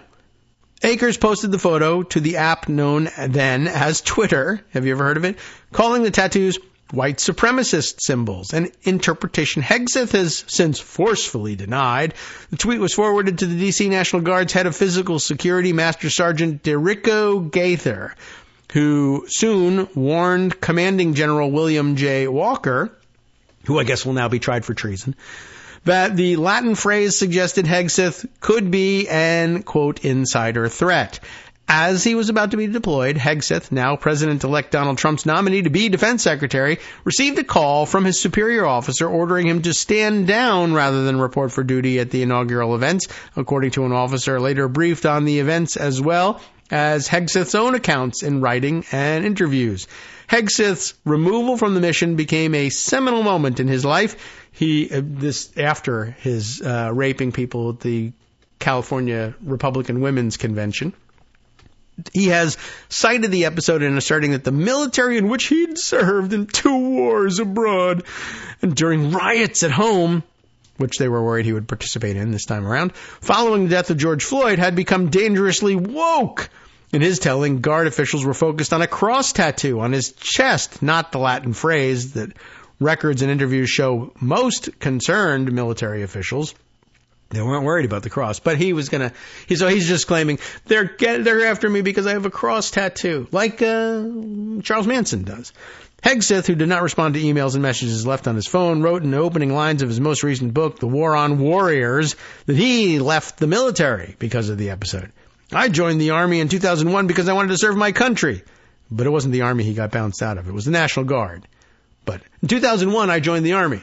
20 years later, I was in the National Guard, and that's what this is about. But I joined the Army, everybody. He wants everybody to think about that, not about, his alleged service, considering he was bounced out of it, in the National Guard 20 years later. Extremists attack us on 9/11, 20 years before I got bounced out. And we went to war, Hegseth wrote. 20 years later, I was deemed an extremist by that very same army. The military I loved and fought for, I revered, spit me out. No, it didn't. It wasn't the same army. It was the National Guard. It's actually different, but okay. Hegseth's nomination has sparked controversy because of his lack of experience leading large organizations, as well as critical statements he's made about military leadership, women serving in combat units, women that he's, raped at hotels, whatever. Women serving in combat units, and the Muslim faith, and of course, most recently, because of an alleged sexual assault in 2017. A lawyer for Hegseth denied the assault claim. We know all about that now. Stephen Chung said some things for which he should be thrown out of the country. Neither Walker nor the D.C. National Guard responded to requests for comment. Hegseth, who served tours in Iraq and Afghanistan, and spent more than a decade in the Guard, wrote in the book published this year that he was floored by the surprise order. He was not told at the time the real reason he was barred from the inaugural mission. He wrote, "We don't need you, we're good," Hegseth recalled his superior simply saying. Hegseth said he stewed over the ensuing days. He wondered if he'd been excluded because he was an outspoken Trump supporter. I mean, that's not a bad guess. Fox News personality, or maybe just because it was well known he didn't like Biden. And I mean, isn't that really reason enough? We just had an insurrection. An insurrection! You're talking about, 14 days later? We should put some... This guy has the same tattoos as the people we arrested for the insurrection. He wasn't there, but he's got the same tattoo. Should we include him?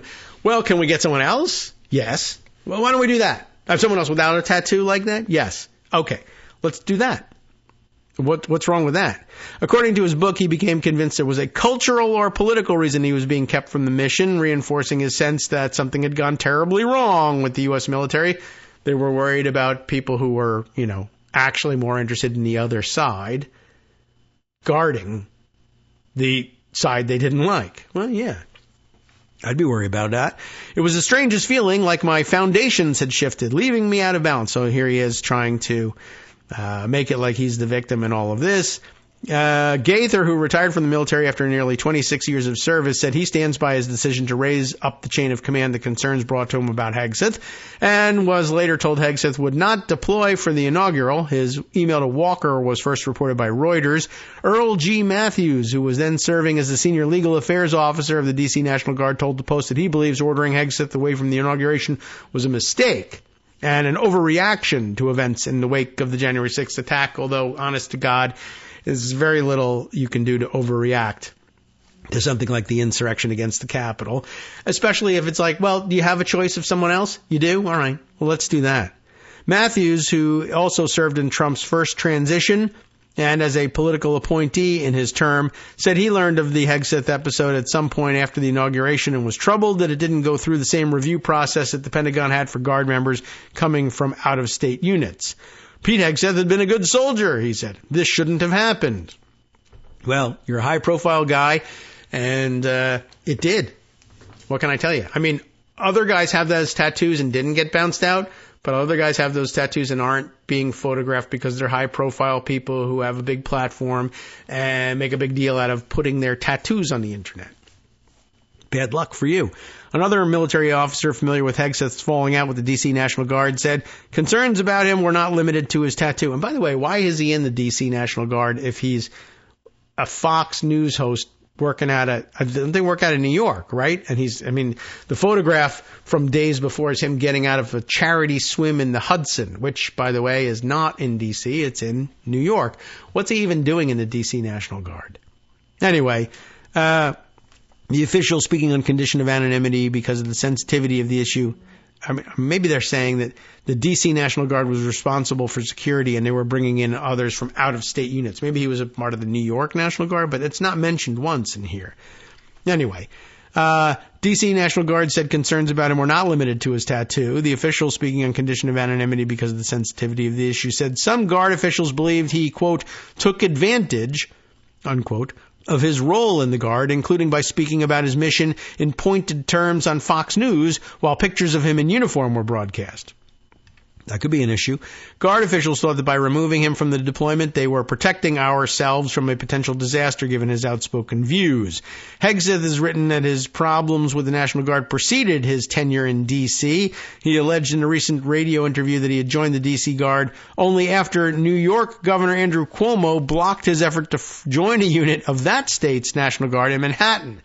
So there's two National Guard. So the New York National Guard didn't want him in it. The D.C. National Guard didn't want him in it. But, it's everybody else's fault. The New York National Guard disputed that point on Friday, telling the Post that the unit Hegseth had sought to join, the 1st Battalion 69th Infantry, nice, did not have an open slot for someone of his rank.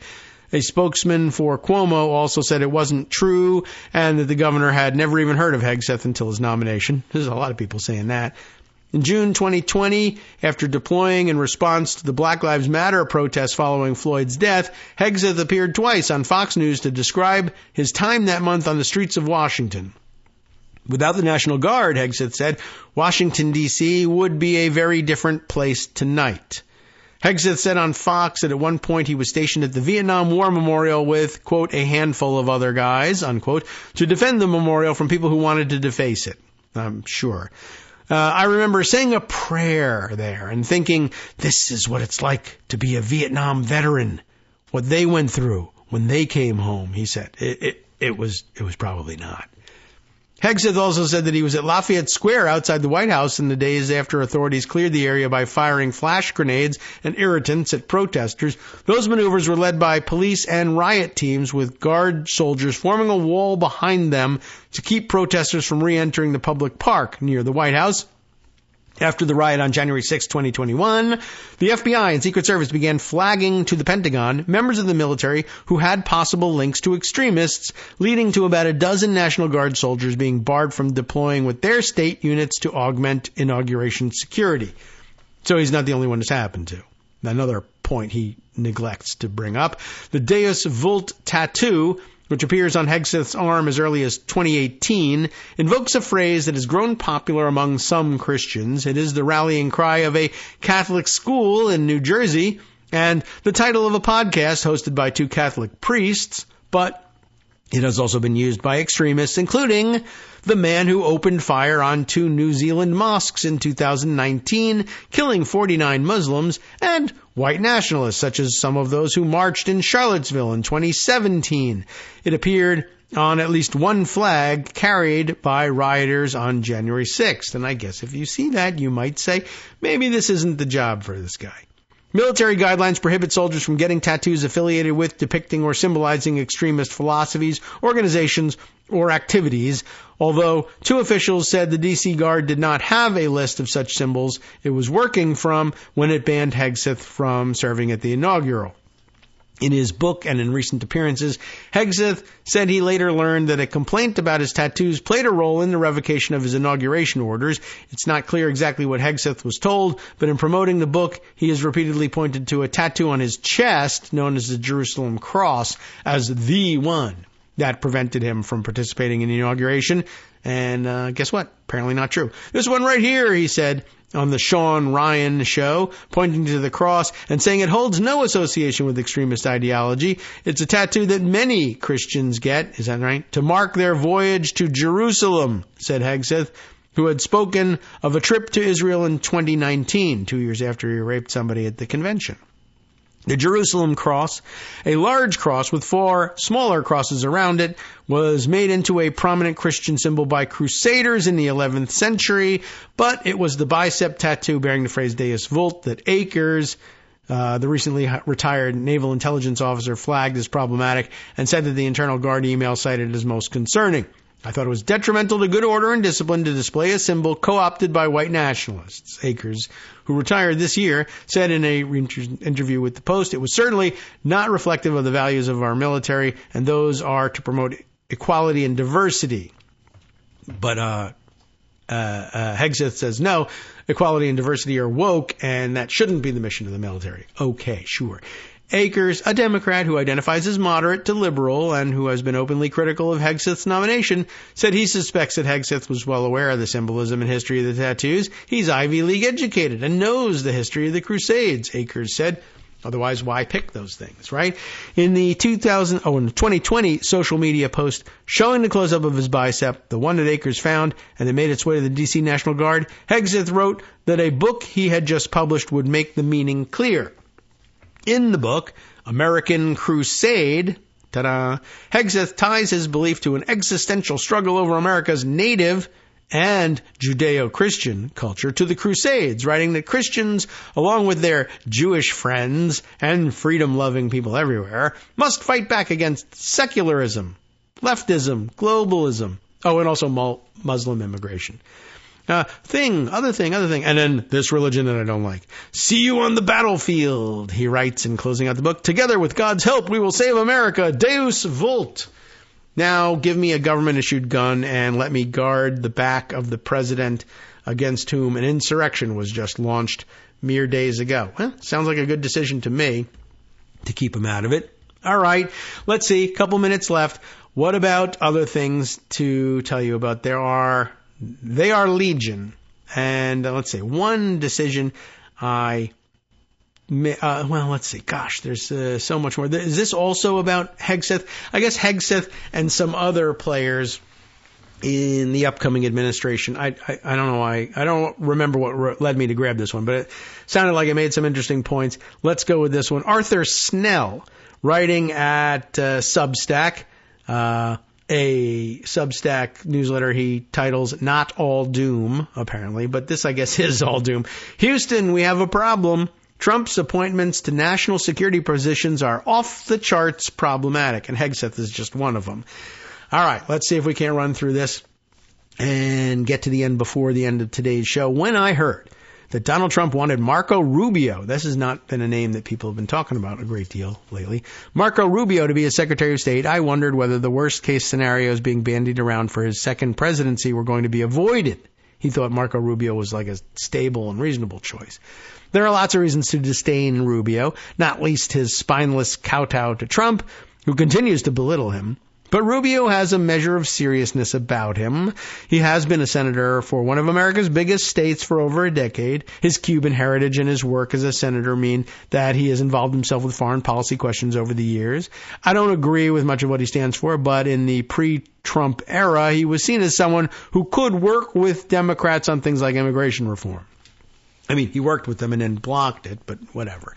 In a normal world, Marco Rubio would be a credible Republican Secretary of State. I don't expect him to show any independence from Trump, given his evident spinelessness, but that he has that capacity not to be terrible.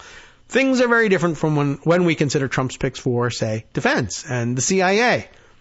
First, we'll start with John Ratcliffe then. His nominee to head the CIA is a two-bit prosecutor from Texas who did a couple of low-level counterterrorism cases and has ever since claimed he was basically Jack Bauer from 24. That sums it up. He has no real intelligence experience, but he was briefly under the first Trump administration Director of National Intelligence. This coincided with a low point in that role during which he released fake intelligence that sought to frame Hillary Clinton with having connived with Russia to bring down Donald Trump. An interesting case study of bureaucratic narcissistic projection. Ratcliffe is a grifter who will do whatever he's told by Trump in order to advance his career. This is not good for someone running the CIA. In a similar category, we find Peter Hegseth, Trump's pick for Secretary of Defense. Hegseth was a low-level Army officer who became convinced, whilst being a Fox News presenter, that the woke agenda was destroying America's military.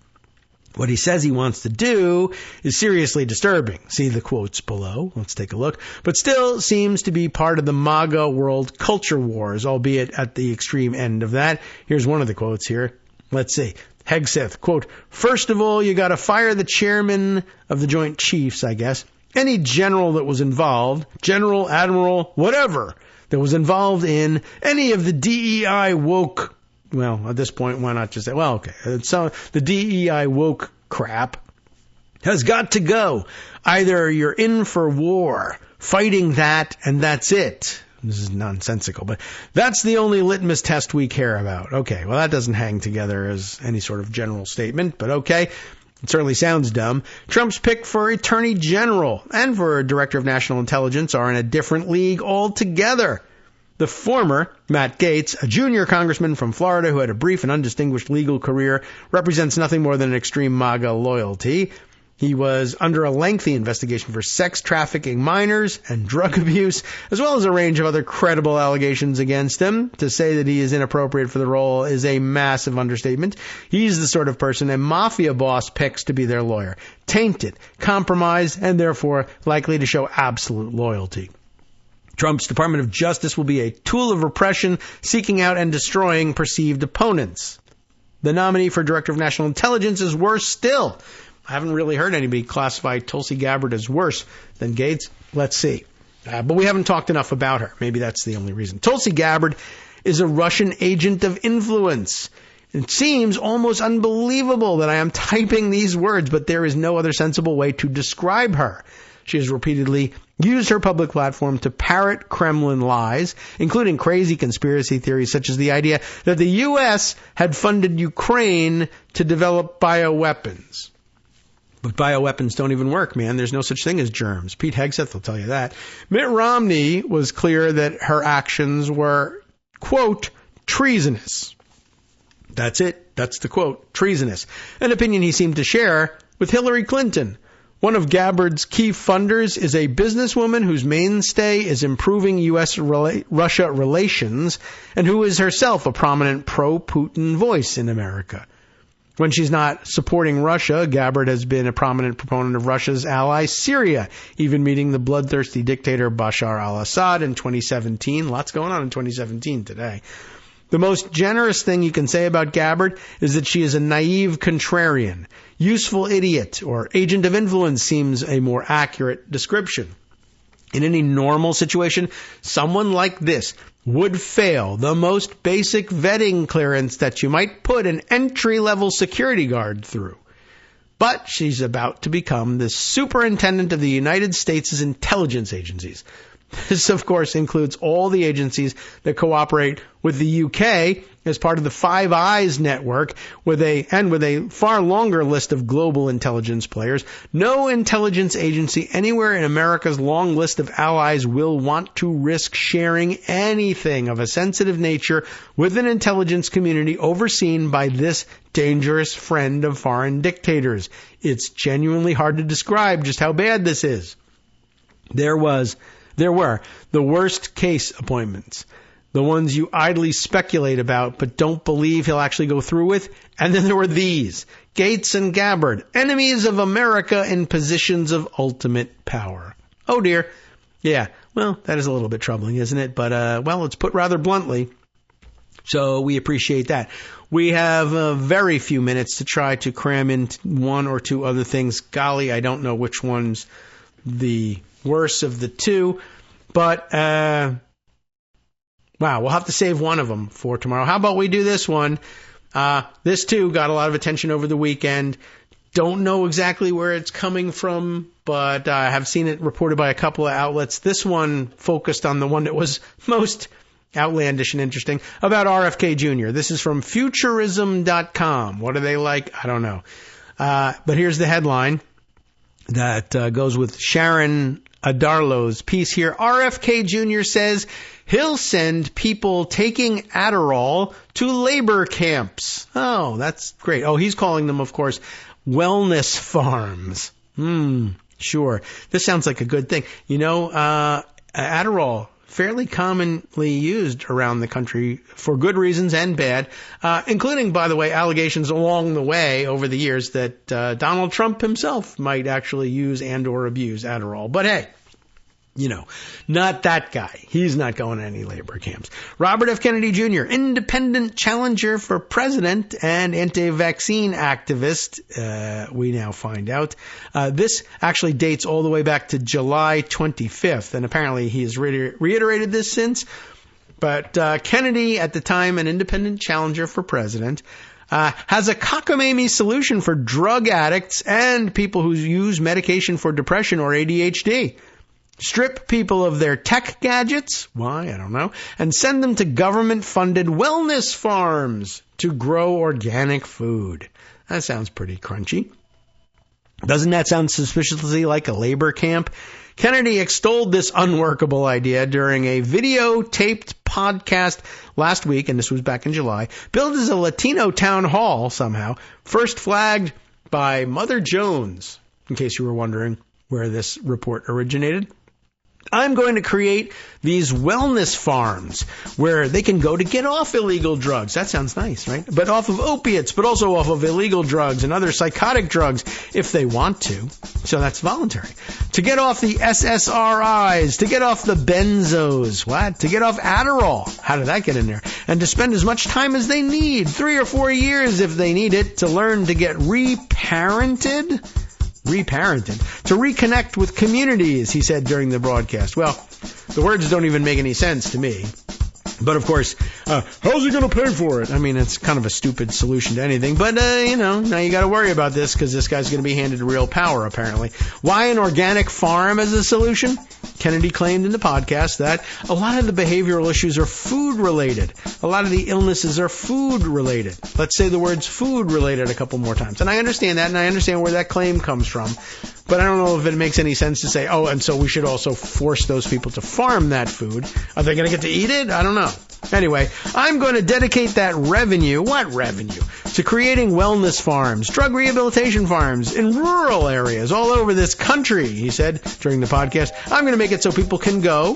If you're convicted of a drug offense or if you have a drug problem, you can go to one of these places for free. Or if, you are a kid and you have ADHD and your parents took you and got a prescription for Adderall and it actually helped you make it all the way through school and become successful, organic farm labor for you. Been listening because I don't believe in pharmaceuticals. David Waldman. Okay, well, all right, I talked over the outro. It's time now, though, to hand things over to Justice Putnam for the West Coast Cookbook and Speakeasy. I would guess that he has a number of other stories that we haven't gotten to today, and I can prove it to you, too, by reading you his summary of what he has coming up for you. But I'm out of time to do that now. Damn, I've done this to myself. I apologize, Justice. We'll see you tomorrow.